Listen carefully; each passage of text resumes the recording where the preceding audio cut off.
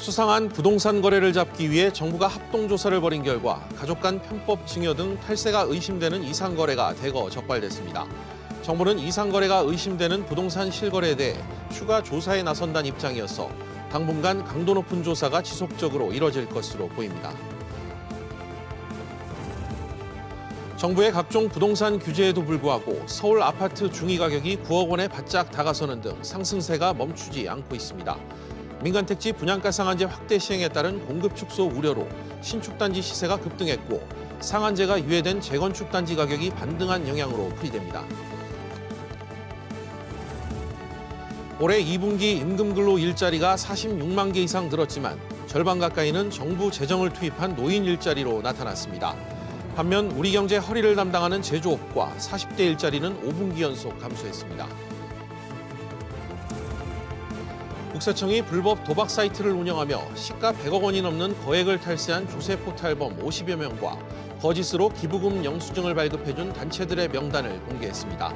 이들은 도박 사이트 등 불법 사업 운영은 물론 차명 계좌 사용, 거짓 세금 계산서 등을 통해 지능적으로 탈세해온 것으로 드러났습니다. 이상 오늘의 헤드라인이었습니다.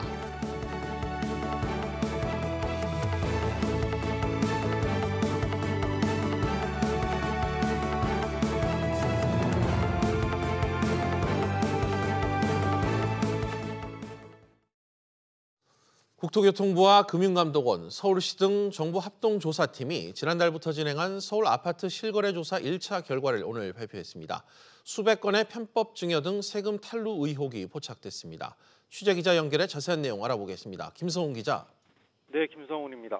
네, 의심 사례가 얼마나 많았습니까?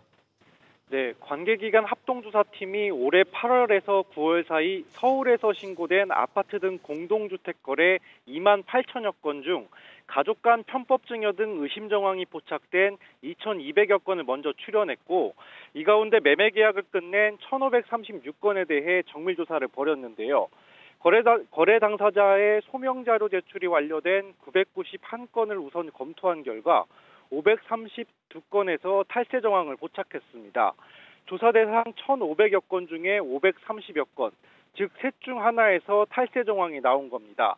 대부분 부모나 형제로부터 주택 구입 자금을 받으면서 증여 신고를 하지 않거나 증여세를 낮추기 위해 여러 친족들로부터 돈을 나눠서 받는 편법 증여 의심 사례입니다. 금융사 대출 규정을 지키지 않은 것으로 의심되는 사례도 23건 있었는데요.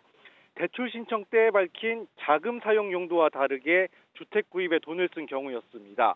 또 허위 신고도 10건이 확인됐는데 과태료가 부과될 예정입니다. 김 기자, 지역별로는 어디가 많았나요? 네, 이번에 조사 대상에 오른 1,500여 건 중 절반 이상이 강남 4구와 마포, 용산, 성동, 서대문 등 집값이 과열 양상을 띠는 지역에 몰려 있었습니다. 자치구별로 보면 강남구가 178건으로 가장 많았고 송파구가 162건, 서대문구가 132건, 성동구가 86건이 포착됐습니다. 정부는 10월 신고된 거래에서도 1,200억 건이 넘는 이상거래 사례를 뽑아놓은 상태고요.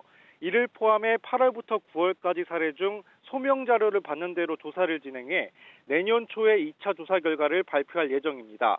정부는 내년에 국토부 중심의 실거래 상설조사팀을 구성해 조사를 이어간다는 계획입니다. SBS CNBC 김성훈입니다. LG그룹이 오늘 계열사별로 정기 임원 인사를 발표하고 있습니다. LG그룹은 신규 임원 106명을 선임했는데요. 승진자 수는 지난해보다 줄었습니다. 취재기자 연결해 자세히 알아보겠습니다. 오수영 기자. 네, 오수영입니다. 네, LG U+, 또 LG 생활건강 등이 정기 임원 인사 결과를 발표했다고요?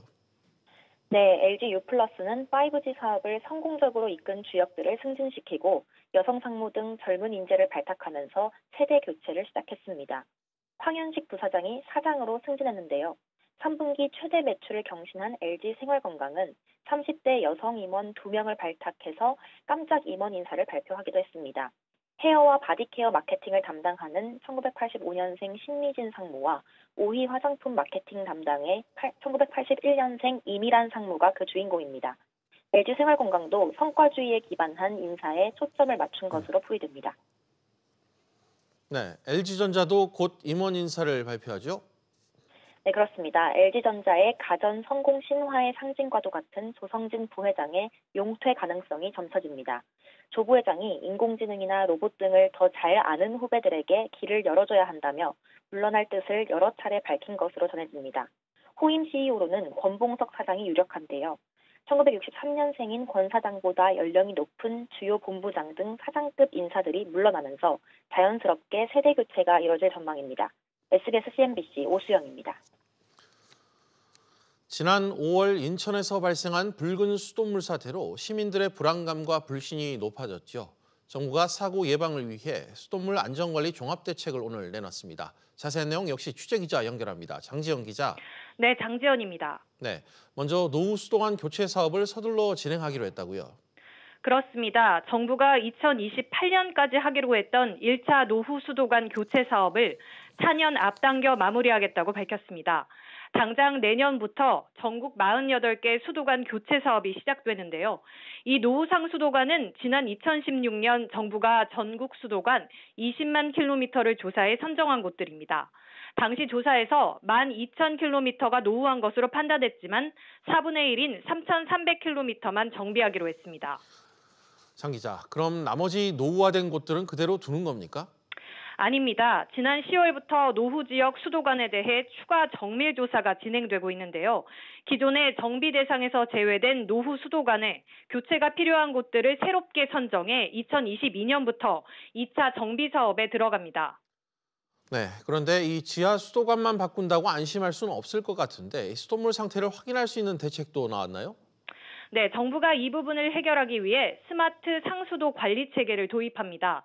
수질 모니터링 장치와 자동 배수 설비, 정밀 여과 장치 등을 수도관 안에 설치해 실시간으로 수돗물 상태를 점검하고 자동 관리할 수 있게 하겠다는 건데요. 쉽게 말해 수돗물이 오염되면 이를 즉시 확인해 공급을 차단하겠다는 겁니다.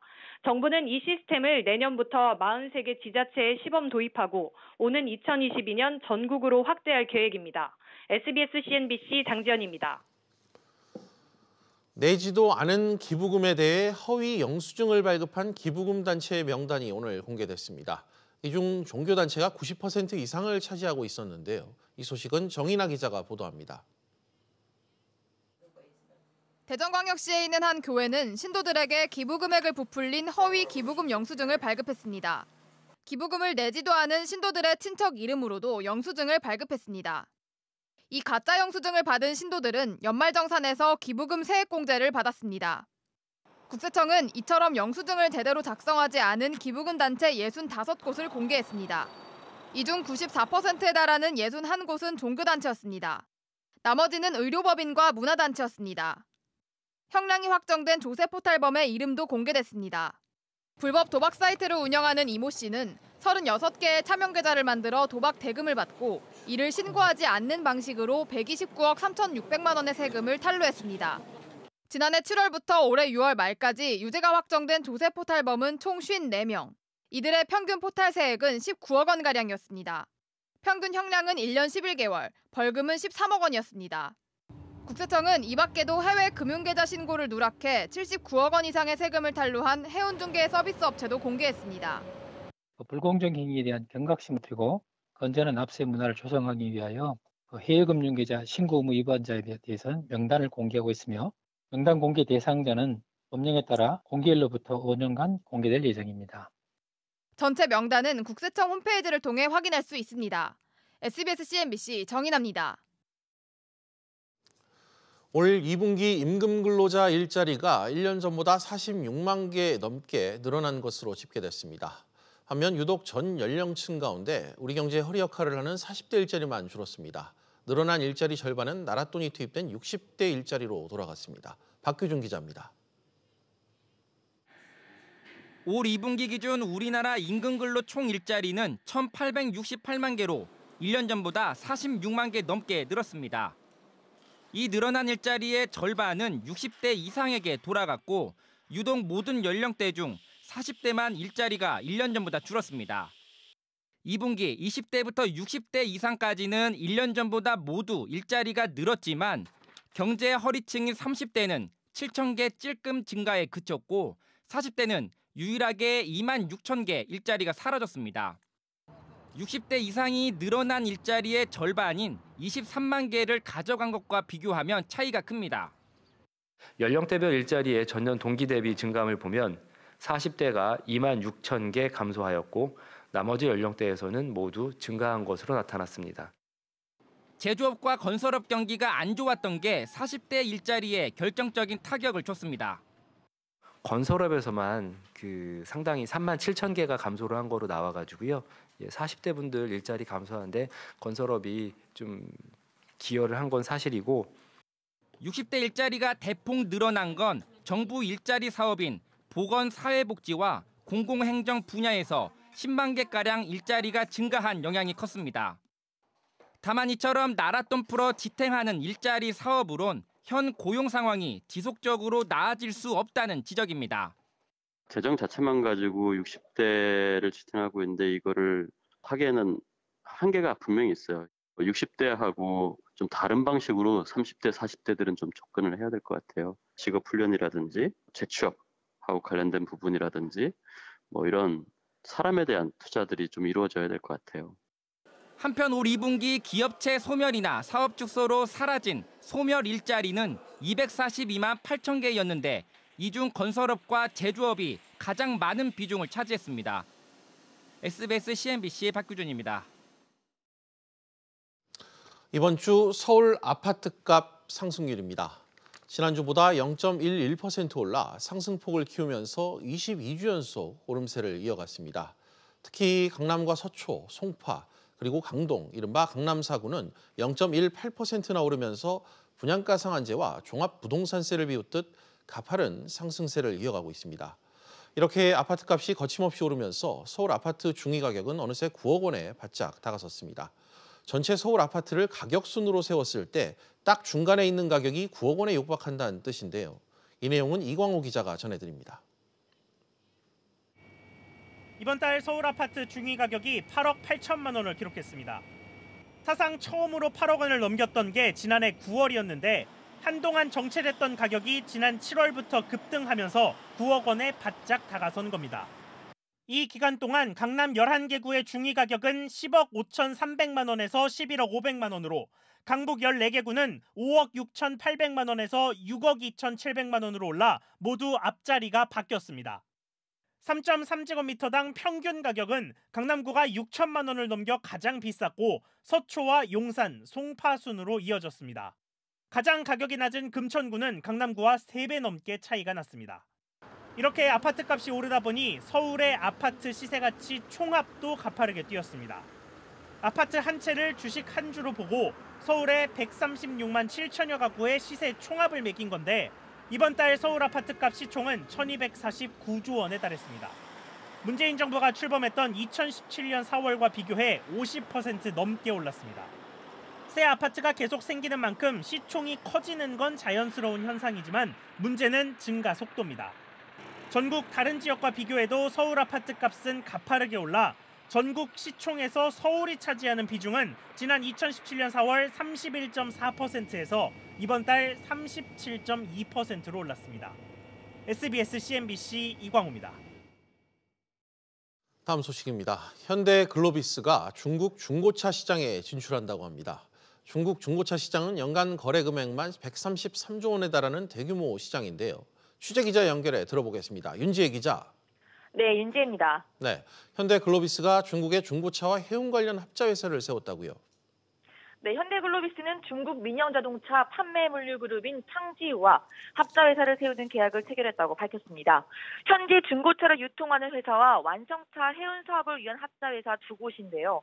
탕지우 그룹이 중국 현지에 보유한 75개의 신차 딜러점 영업망을 통해서 중고차 시장에 진출하게 됩니다. 현대글로비스는 국내에서 2001년부터 중고차 경매장을 운영하고 있습니다. 네, 윤 기자. 중국 중고차 시장 현재 상황은 어떻습니까? 네, 중국 자동차 유통협회에 따르면 지난해 중고차 판매량은 1,382만 대로 거래액은 약 133조 원에 달했습니다. 그런데 중고차 거래량이 신차 판매의 절반에 못 미치고 있는데요. 현대글로비스는 선진국의 경우 중고차 거래량이 신차의 2배 수준인 점을 감안하면 앞으로 성장 가능성이 더 큰 걸로 보고 있습니다.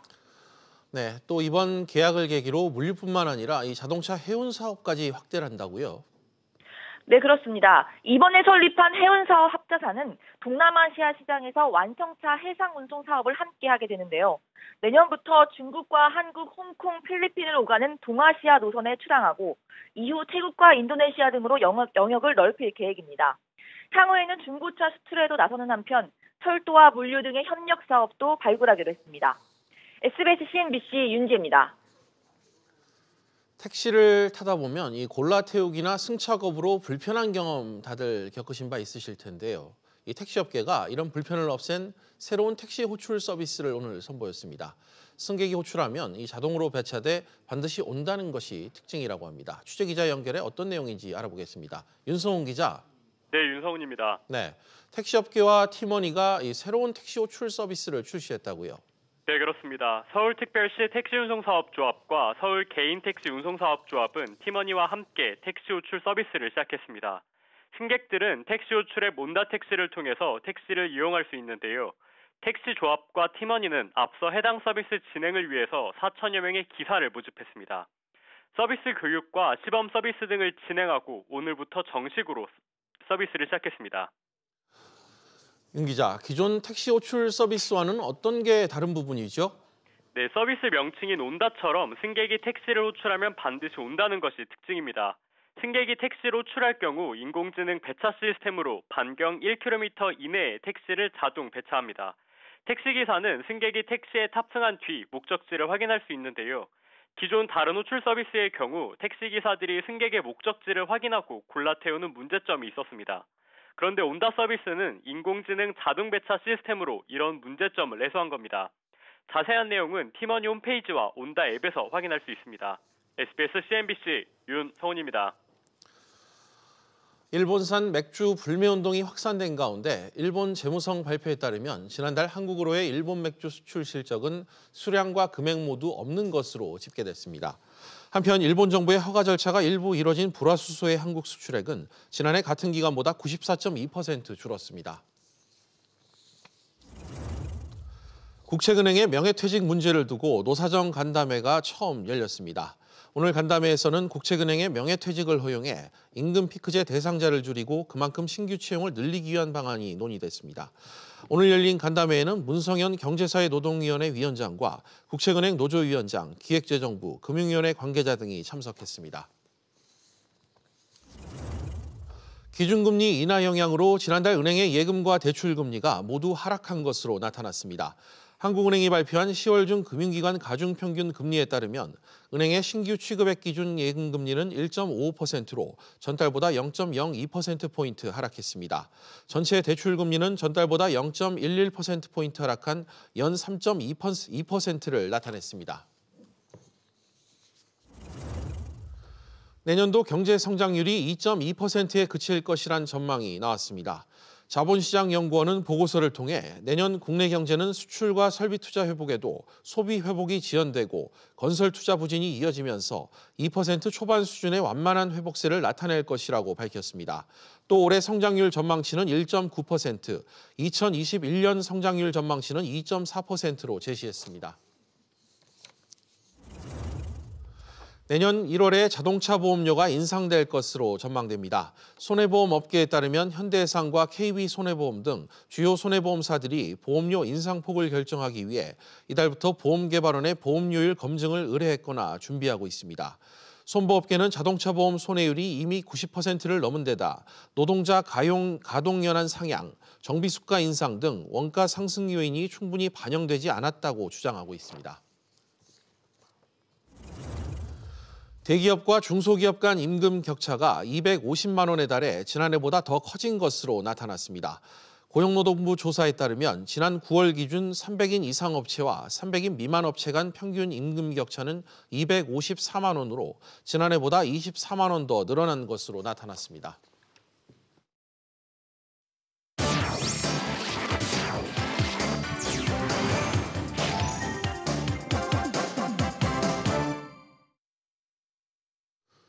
주요 이슈를 체크해보는 시간, 이슈 체크 오늘입니다. 그럼 먼저 첫 번째 이슈부터 보도록 하겠습니다. 화면 보시죠. 고등학생의 수상한 아파트 구매. 서울 아파트 매매 거래에서 편법 증여 정황이 무더기로 오늘 포착됐습니다. 미성년자가 수억 원짜리 아파트를 사는가 하면 사업 목적으로 대출을 받아놓곤 이 아파트를 사는데 모두 쓴 경우도 있었습니다. 황인표 기자와 좀 더 자세히 이야기 나눠보겠습니다. 황 기자, 네. 이번에 확인된 사례들 좀 다시 한번 구체적으로 짚어주실까요? 네, 그 첫 사례는 미성년자가 이 부모와 친척으로부터 수억 원을 증여받아서 11억 원의 아파트를 산 그 경우인데요. 지난 8월 서초구에서 있었던 일입니다. 만 18세인 A씨가 부모로부터 2억 원, 또 친척 4명으로부터 보시는 것처럼 각각 1억 원씩 증여를 받아서요. 보증금 5억 원을 끼고 11억 원짜리 아파트를 샀습니다. 그런데 증여세율의 경우 6억 원을 증여하면 세율이 30%지만 이 10%만 1억 원이면 10%만 적용을 받습니다.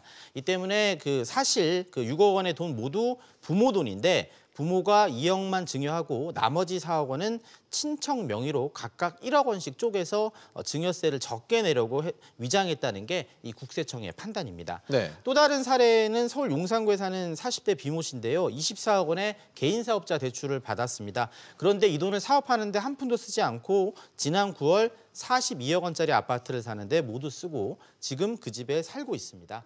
이 사업 용도가 아니라 실거주 목적의 집을 사는데 대출금을 썼기 때문에 대출 용도의 사용의 사례로 행정안전부와 금융위원회에 통보가 됐습니다. 그렇군요. 만약 이 같은 경우 각각 어떤 처벌을 그럼 받게 되는 겁니까? 일단 미성년자의 주택구입자금과 관련해서 국세청은 좀 탈세 목적의 편법 증여가 이루어진 것으로 보고 있습니다. 현재 조사가 진행 중인데 사실로 밝혀질 경우 관련법에 따라서 원래대로 증여세를 내야 되는 것은 물론이고요. 과징금까지 부과될 수도 있습니다. 예. 이 사업자 대출을 받아서 아파트를 산 용산구 B 씨의 경우에는 원래 용도의 다른 목적으로 이 대출 자금을 썼기 때문에 금감원이 일단 대출해줬던 금융사를 우선 검사를 합니다. 검사에서 만약에 위반 사실이 있다면 이 금융사가 대출금 회수를 결정할 수도 있습니다. 결국 42억 원짜리 아파트를 사려고 24억 원을 이 대출 받은 건데 이 대출금을 대출받은 지 2달 만에 한꺼번에 바로 갚아야 할 수도 있습니다.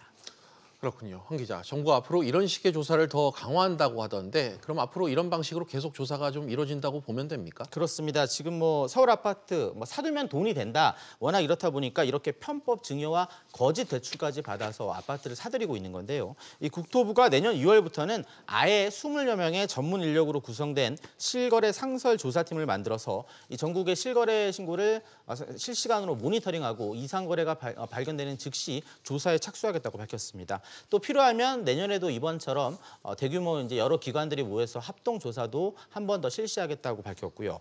한편 또 조사팀이 계속해서 이렇게 소명 자료를 제출하라고 요구를 하는데 제출하지 않는 그런 사람들도 있습니다. 이런 경우 3천만 원 이하의 과태료와 함께 이 국세청과 금감원 등 관계 기관에 통보될 수도 있습니다.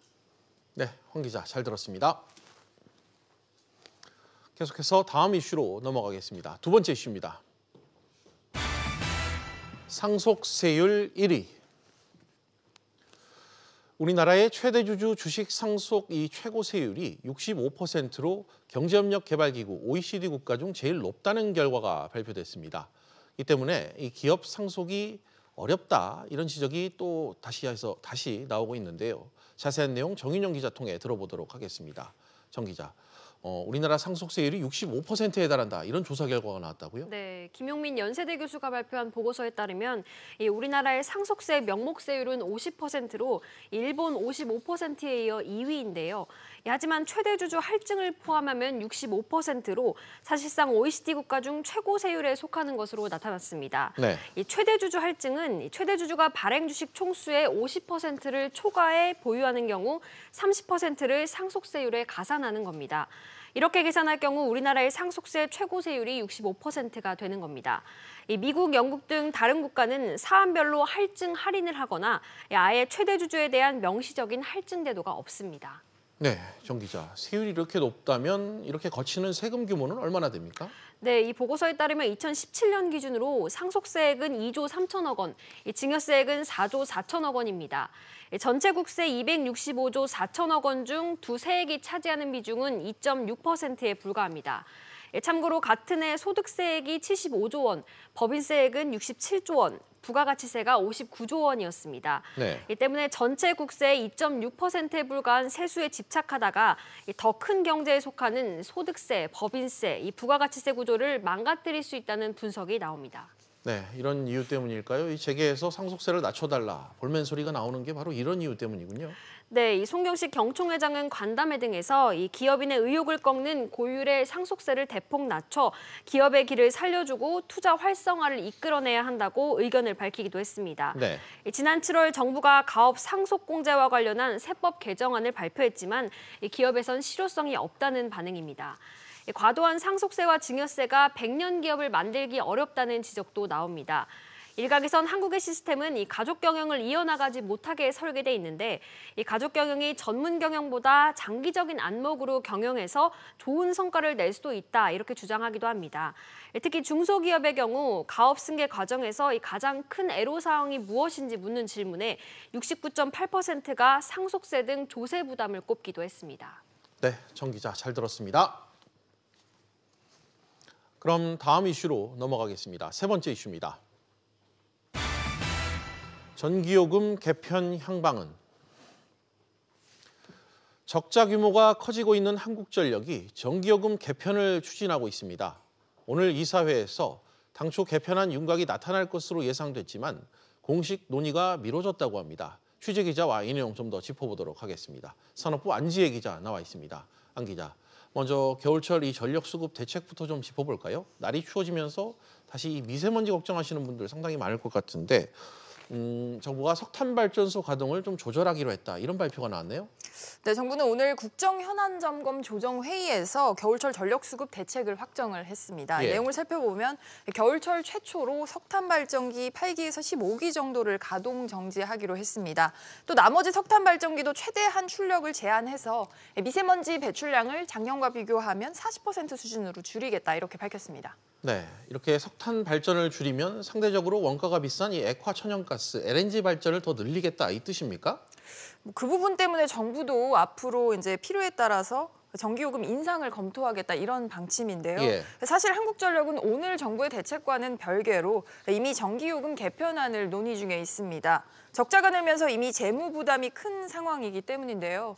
관련해서 한국전력 이사회는 오늘 오후 2시부터 2시간 넘게 이사회를 진행했습니다. 예. 당초 전기요금 개편안도 오늘 안건으로 상정될 것으로 전망이 됐었는데 실제로는 빠졌고요. 이렇게 되면서 이달 안에 전기요금 개편안을 마련하겠다라는 한국전력의 계획은 차질이 생기게 됐습니다. 네, 뭐 그렇다고 해도 오늘 이 전기요금 개편안 관련 논의가 아예 안 되진 않았을 것 같은데 어떻습니까? 네, 저희가 접촉을 해본 사회 이사들에 따르면 뭐 의결한 건은 아니지만 이사회에서 종합적으로 논의를 했다라고 밝혔습니다. 또 한전 역시 현재 진행 상황을 이사진들에게 공유했다라고 설명을 했는데요. 네, 결국 완성된 개편안이 공식 안건으로 오늘 이사회에 오른 건 아니지만 진행 중인 로드맵에 대한 논의는 어떤 식으로든 오늘 이사회에서 진행이 된 것으로 보입니다. 네. 한전은 이달 말까지 전기요금 개편안을 마련하고 내년 상반기까지는 정부 인가를 마치겠다 이렇게 앞서서 공언한 바 있습니다. 그렇군요. 안 기자. 그렇다면 어떤 식으로 앞으로 개편이 될까요?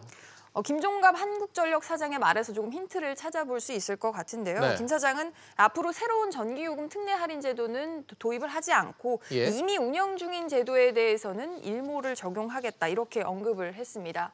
이런 방침에 따르면 다음 달 일몰인 전기차 충전과 주택용 절전 그리고 전통시장 할인제 등이 우선 폐지 대상입니다.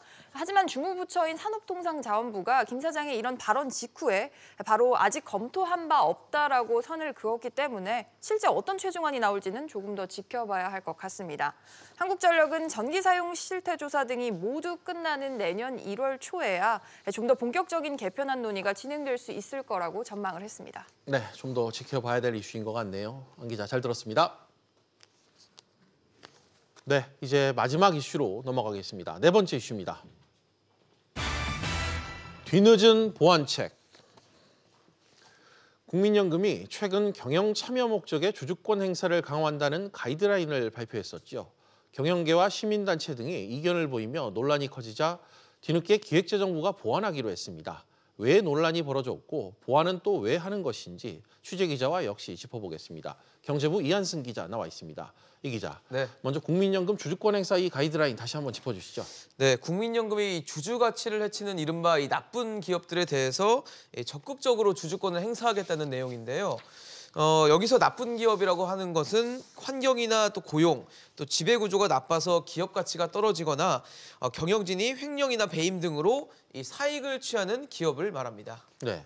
그런데 이 가이드라인을 두고 경영계와 시민단체 모두 서로 좀 입맛에 맞지 않는 모양새예요. 네.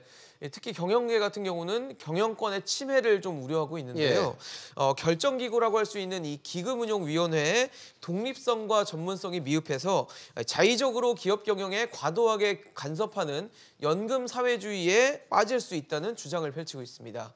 안 그래도 내년 초부터 이 5% 룰이라고 불리는 지분 대량 보유 공시 의무가 완화가 되면 국민연금과 같은 공적 연기금의 입김이 세지면서 경영계의 걱정이 좀 커지고 있는 상황인데요. 예.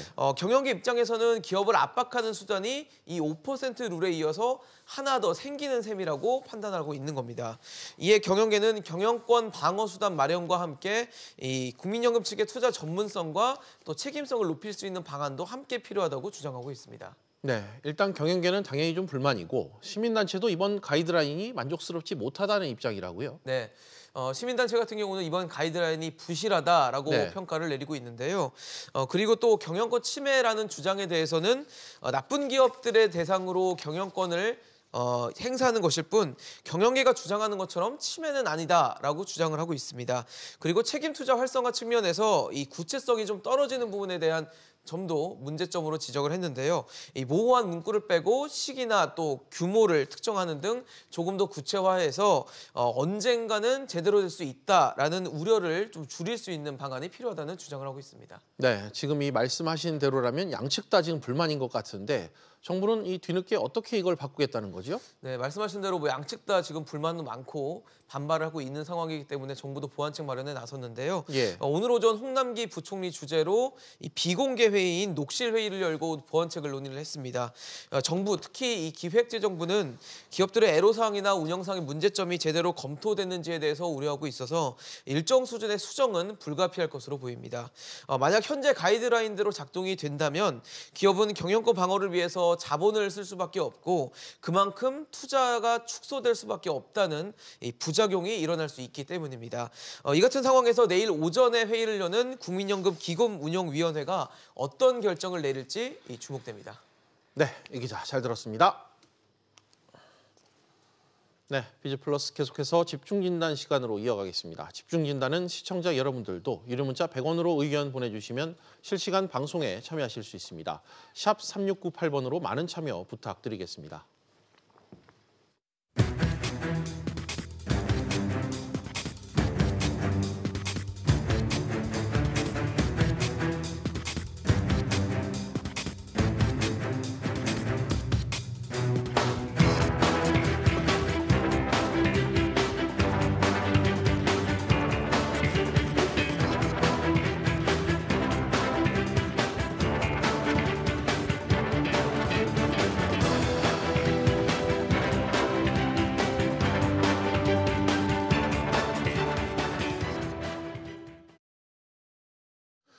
서울 아파트 중위 가격이 9억 원에 바짝 다가서고 있습니다. 정부가 이 집값을 잡기 위해 규제 대책을 쏟아내고 있지만 이 무색할 만큼 집값은 여전히 오름세를 보이고 있습니다. 관련해 이창무 한양대 도시공학과 교수 모시고 오늘 이야기 나눠보겠습니다. 교수님 어서 오십시오. 네, 안녕하세요. 네, 기본적인 접근부터 좀 해봐야 되겠습니다. 이 중위 가격이라는 게 흔히 말하는 평균 매매 가격하고는 좀 다르다고 들었습니다. 교수님, 이걸 어떻게 이해해야 됩니까? 지금 뭐 평균 가격을 주로 이제 어떤 집단에 있어서의 대표값으로 많이 쓰는데 네. 이제 보통 평균이 갖는 문제점은 굉장히 높은 그런 가격이 높은 주택들이 극단치로 있으면 예.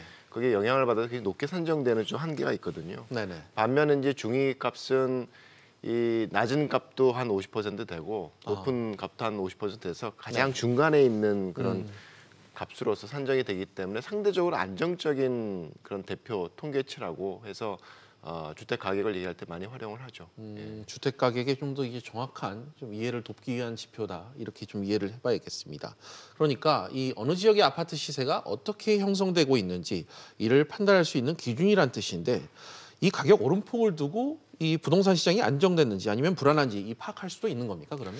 글쎄 그 부분에 있어서는 좀 논란의 여지가 있을 수 있는데요. 네. 그러니까 어느 한 시점에 있어서 주택의 중위값을 찾는다라는 것은 기본적으로 그 시점에 유지되고 있는 재고주택의 대표값이거든요. 그런데 시장은 계속적으로 변하니까 네. 뭐 재건축 때문에 멸실되는 주택도 있고 네. 그다음에 새로 지어서 이제 들어오는 신축 아파트도 있고 이래서 중위값이 가격 변동을 그대로 보여주지는 않습니다. 그래서 이제 그게 사실은 중위값을 가지고 시장을 판단을 할 때 네. 조금 왜곡될 수 있는 부분이 있죠. 뭐 예를 들어서 뭐 최근에 국민은행도 마찬가지고 예. 뭐 감정원도 마찬가지고 이제 중위값을 대표 값으로서 이제 공표를 하는 그런 경우들이 있는데 네. 경우에 따라서는 뭐 주택이 없어지고 아파트가 없어지고 새로 생기면 네. 표본을 보정을 해야 되거든요. 아. 이제 그럴 경우에는 표본 보정에 의해서 중위값이 그냥 올라가는 경우도 있기는 하죠. 그래서 그런 부분들은 조금 이해를 하고 이 중위값을 가지고서 가격 변동을 그대로 보는 거는 좀 한계가 있을 수는 있습니다. 다만 이제 네. 어떤 시세 수준이라든가 이런 어떤 값의 높낮이 정도를 한 예. 시점에서 판단하기 위해서는 뭐 나름대로 의미가 있는 그런 통계적인 지표가 되죠. 시점에서의 파악은 할 수 있지만 그 표본이 되는 그 기준이 바뀌었을 때도 약간 조정이 필요하다는 부분까지 지적을 해주신 것 같습니다. 얼마 전부터 이 보도된 내용들을 보니까요, 이 서울 아파트 중위 가격이 곧 9억 원을 넘어설 것이다. 뭐 어제 오늘 이런 보도가 계속 나오고 있던데 올라도 너무 오른 것 아닌가요? 글쎄요, 정말 많이 올랐습니다. 네. 그래서 제가 알기로도 아마 국민은행 그 통계로 내가 기억을 하는데 예. 8억 8천을 넘어섰다 그러니까 네.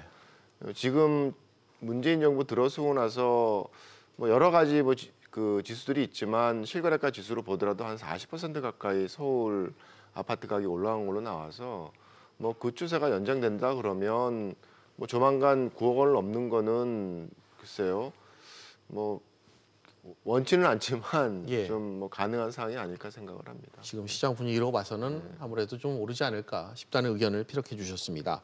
지금 고가주택 기준이 또 9억 원입니다. 그 중간 가격이 이보다 더 높게 형성될 수도 있다. 이런 관측을 좀 해주셨는데 어떤 의미를 좀 갖고 있다고 봐야 될까요? 어떻게 평가하세요? 이 9억 원에 대해서? 9억 원이라는 게 뭐 저희 부동산 시장을 다루는 굉장히 중요한 그런 그 기준점으로서 지금 이용이 되고 있어서 네. 사실 한 10여 년 전에 정해진 거거든요. 노무현 네. 정부 때 이제 뭐 관련돼서 대출 규제라든가 그다음에 종부세에 대한 어떤 세율을 나누는 어떤 기준으로서 처음에 네. 이제 설정이 된 부분이 있어서 시간이 많이 지났죠. 이 고가주택의 기준이라는 게. 예. 근데 지금처럼 뭐 중위값이 9억 원이라는 얘기는 사실은 반은 9억 원보다 높고 반은 9억 원보다 낮다는 얘기니까 어떻게 보면 고가주택 기준이 아니라 평균적인 가격 기준이 되어버리는 그런 현실이 된 거죠. 사실 서울 아파트만 가지고 얘기한다 그러면. 그래서 사실 고가 기준에 대한 부분도 조금은 좀 고민스러운 부분이 이번에 그 아파트 가격이 9억 원 넘을 거라는 그런 예상치에 기초해서 생각을 하면 네. 좀 고민이 될 것 같습니다. 고가 주택 기준을 좀 바꿔야 될 필요성에 대해서 네. 대두가 되지 않을까 생각을 합니다. 말씀을 하셔서 얘기인데 뭐 강남 같은 경우는 이 11개구 아파트 중위 가격은 이미 11억 원을 넘었다고 하던데 이건 또 어떻게 해석을 해야 될지 좀 궁금합니다. 그래서 뭐 서울시에 있어서 가격 편차는 항상 존재해 왔던 네. 거고 제가 알기로는 작년에 10억 원을 아마 넘어온 걸로 알고 있어요. 예. 강남 쪽의 아파트의 어떤 시세가 그래서 글쎄요 뭐 여전히 뭐 강남 아파트 가격이 높구나라는 네. 그런 의미를 갖고 있겠죠. 예. 네. 뭐 고가 아파트 기준 9억 원 말씀이 나와서 얘기인데 좀 기준을 좀 높여야 한다는 의견에 조금 찬성을 하시는 건가요? 어떠십니까? 글쎄요, 뭐 개인적으로는 가능하다 그러면 네. 뭐 물가가 오르는 것처럼 어떤 가격의 기준이라는 것도 네. 사실은 조정이 돼야죠. 근데 사실 처음에 고가 주택 가격 기준을 잡을 때부터 논란이 있었거든요. 네. 왜냐하면 한번 기준이 정해지면 사실 바뀌기가 쉽지가 않습니다. 근데 가격이라는 것은 계속 변동하는 거기 때문에 거기에 따라서 이제 과연 적절하게 변화를 시킬 수가 있느냐에 대한 논란이 있었던 거죠. 근데 뭐 지금처럼 가격이 급격히 상승을 해서 네. 이게 고가 주택 기준인지 평균적인 가격 주택 기준인지 애매해지는 상황이 되면 예. 변화의 요구가 있는데 기본적으로는 바뀌어야 된다고 생각을 하는데 여러 가지 앞에서 말씀드렸던 것처럼 뭐 세제에 대한 부분들, 대출에 대한 부분들 이런 것들이 다 엮여 있어서 네. 사실은 현실적으로 급하게 조정하기에는 좀 쉽지 않을 거라고 생각을 합니다. 알겠습니다. 고가주택 이 9억 원 논란과 관련한 입장을 좀 밝혀주셨습니다. 사실 이 서울과 이 강남 지역의 중위가격 상승 얘기를 좀 방금 나눴지만 이 지방과 또 비교하면 얘기가 다릅니다. 중위가격 격차가 좀 서울과 지방 또 지역 간에도 격차가 좀 더 벌어졌다고 하더라고요. 역시 현 부동산 시장의 한 단면을 보여주는 것 같은데 이렇게 좀 해석을 해도 되겠죠? 아 그렇죠. 예, 뭐 꼭 중위 가격 가지고 판단을 하지 않더라도 네. 뭐 기존에 나오는 여러 가지 시세라든가 또 아파트에 대해서는 또 실거래가 지수가 있으니까 예. 그 지수를 가지고 판단을 해도 사실 서울만의 독주였거든요. 예. 뭐 경기도도 많이 오르지도 않고 뭐 네. 경기도 기껏 해봤자면 10% 문재인 정부 때. 네. 근데 서울은 한 40% 올랐고 네. 또 뭐 지방은 뭐 각 시도마다 조금씩 차이는 있지만 네. 평균적으로 따져서는 하락세를 유지하고 있는 상황이라서 예. 이제 그런 편차가 사실은 더 벌어질 수밖에 없는 상황이 된 거죠. 알겠습니다. 그럼 교수님께서는 이 중위가격 상승세가 멈추지 않고 있는 이유 좀 어떻게 분석을 하고 계십니까? 원인이 좀 궁금합니다. 글쎄요, 서울만의 독주였다라는 게 사실은 이전의 상황과 많이 틀린 거고 예. 이제 왜 서울만의 독주였느냐라고 이제 따지면 여러 가지 것들이 많이 겹쳐져 있는 것 같아요. 그러니까 일단 서울시 내에 있어서의 결국 가격 변동이라는 것은 뭐 시장이라는 게 수요와 공급의 문제이기 때문에 이제 관련돼서 서울시 내에서 사람들이 선호하는 곳에 선호하는 주택 유형인 아파트의 공급이 원활치 않았다라는 게 사실은 가장 큰 원인이 될 수 있을 거고요. 네. 그다음에 또 과거와 다르게 서울만의 어떤 독주가 벌어진 큰 어떻게 보면 사람들의 마음속에 이제 자리 잡고 있는 게 뭐냐면 앞으로 이게 인구도 줄어들고 뭔가 도시가 축소되는 상황도 발생할 수 있을 텐데 그때 그럼 안전자산이 뭘까라는 어떤 사람들의 어떤 기대 심리도 담겨져 있는 거죠. 이제 그런 곳이 사실은 서울의 아파트라는 그런 뭐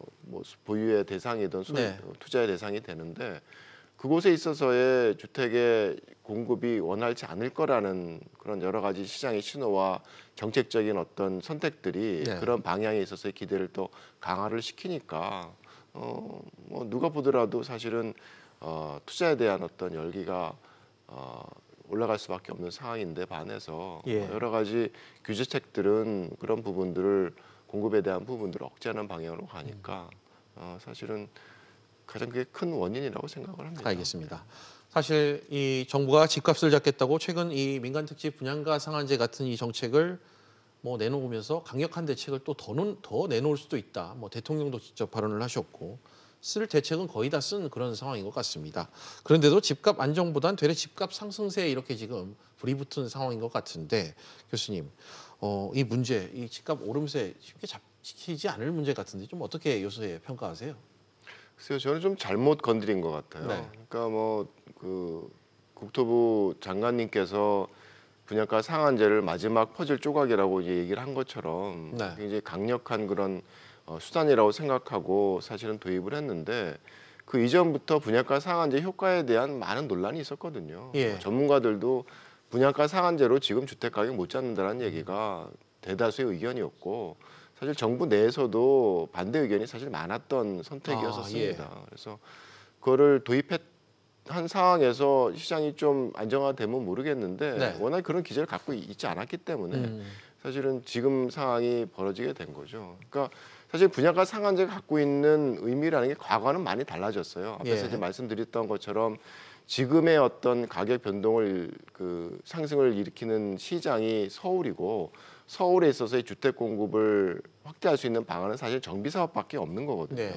근데 과거의 분양가 상한제는 신규 택지에 있어서 새로 지어지는 아파트에 대한 어떤 영향력을 갖고 있다 그러면 지금의 분양가 상한제, 민간 택지에 대한 분양가 상한제는 네. 정비 사업에 영향을 직접적으로 미치는 선택입니다. 네. 그런데 정비 사업에 있어서의 사업이 진행이 되려 그러면 사업성이 어느 정도 보장이 돼야 되거든요. 근데 뭐 개발 부담금과 같이 비용에 대한 부분을 좀 불확실하게 늘리는 그런 구도가 있는데 분양가 상한제는 사실 그렇지 않았더라면 벌어들일 수 있는 수익에 대한 부분을 명확하게 줄여지기 때문에 사실은 그 재건축 부담금보다 훨씬 더 큰 어떤 수익 구조의 악화를 만들어낼 수 있는 그런 정책적인 선택이에요. 그래서 결국은 시장에 있어서의 어떤 공급이 원활치 않을 거라는 기대를 굉장히 강하게 만드는 선택이었죠. 그래서 그런 어떤 예상이 있었고 지금의 상황은 그런 예상과 사실은 크게 벗어나지 않은 구도 속에서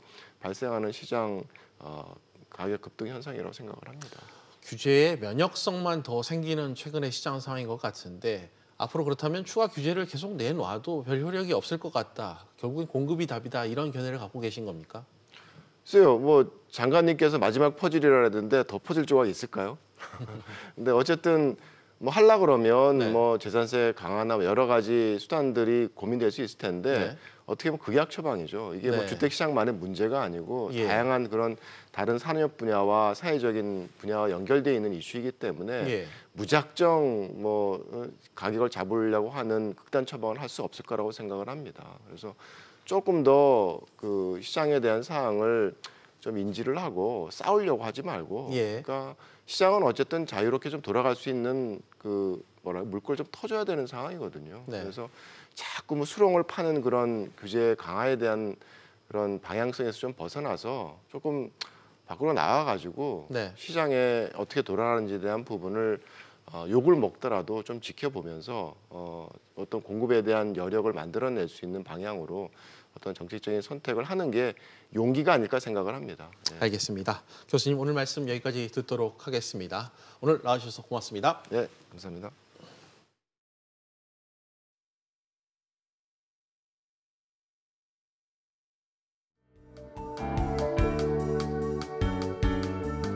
안녕하세요. K웨더 라이프스타일 예보 김민주입니다.